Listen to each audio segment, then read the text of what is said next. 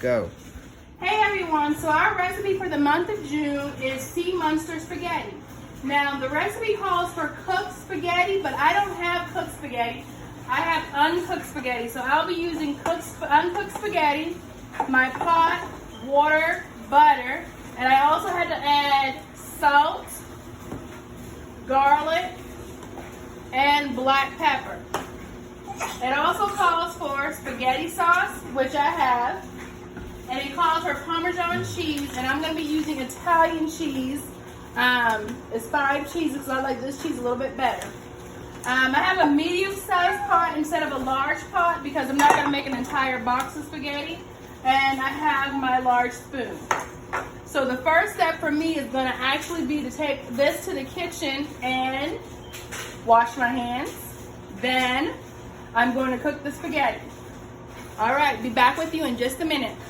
All right, guys, so the first step is wash your hands. So to do that, I'm going to turn the water on, and I'm going to get my hands wet, and then I'm going to add some soap. Once I get my hands nice and soapy, I can save water by turning off the faucet, and I can continue to wash my hands.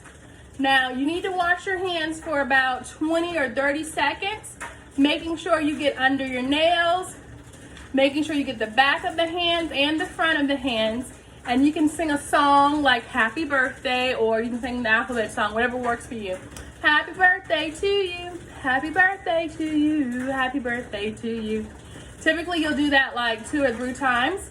Once your hands are good and soapy and washed, you're going to turn your water back on and you're going to rinse your hands off. That's the first step to cooking. Alright, so the next step in our recipe is for me to put this pot on the stove and bring the water up to a boil. Now, some people say that if you're making pasta, you should always bring your water up to a boil before you put your pasta in. It helps the pasta not stick together.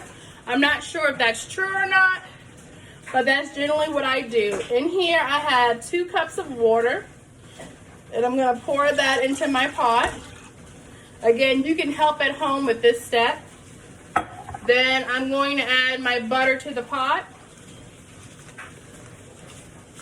Again, that helps with the not sticking part. Now, this is another tricky part because some people say that if you add your salt to the water right now, it's going to take it a little bit longer to boil. But I got time on my hands, so I'm not worried about everything having to happen really, really fast. So I'm adding my little bit of salt to my pot, a little bit of pepper, a little bit of garlic. So I got it in the pot and I have it on the stove. Alright guys, so when you turn on your stove, you got to make sure you're turning on the right one. Notice this says rear and this says front. I'm using the front eye, so I'm going to turn it to high so that my water will boil. And if you look here, it says my unit is on.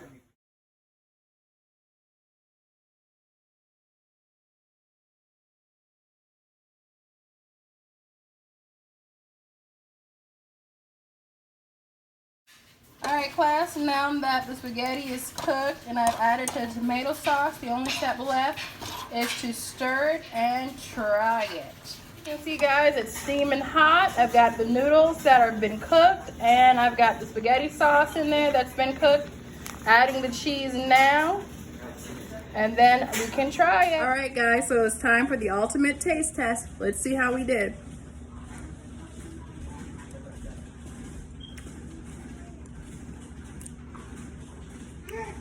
Good stuff. Really good stuff. It's cheesy and it's got the spaghetti sauce and the noodles.